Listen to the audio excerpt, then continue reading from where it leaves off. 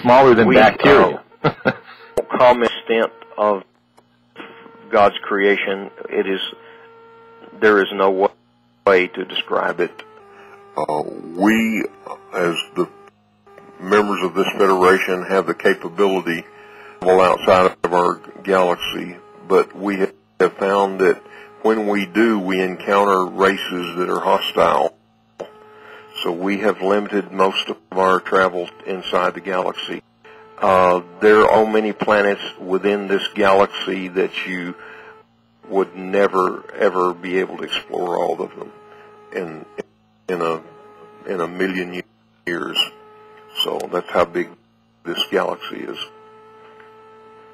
And there is life on many millions of those planets.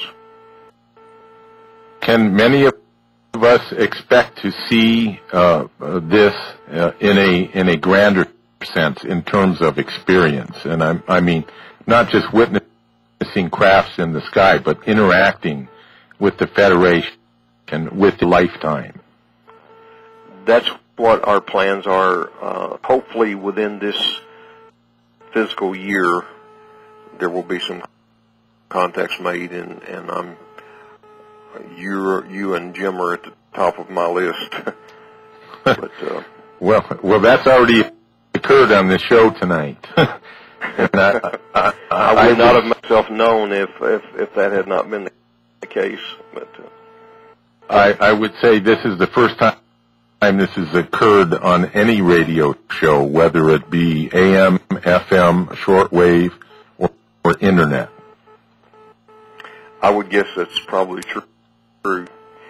I will tell you a short story, and I know your time is limited, but I had there's a race of people that you call reptilians.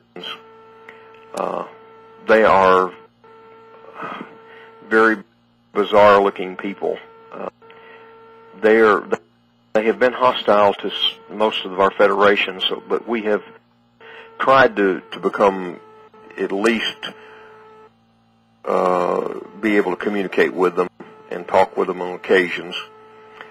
I recently informed my staff that I would like to meet one of these people and interview him or her, and then begin to develop some kind of an understanding of what they're thinking, because we know, you know, and I know that this planet has been invaded by them for centuries.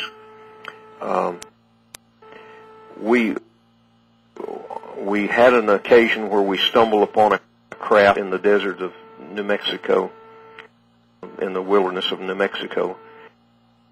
Apparently he had some mechanical problems, and the craft was waiting for assistance.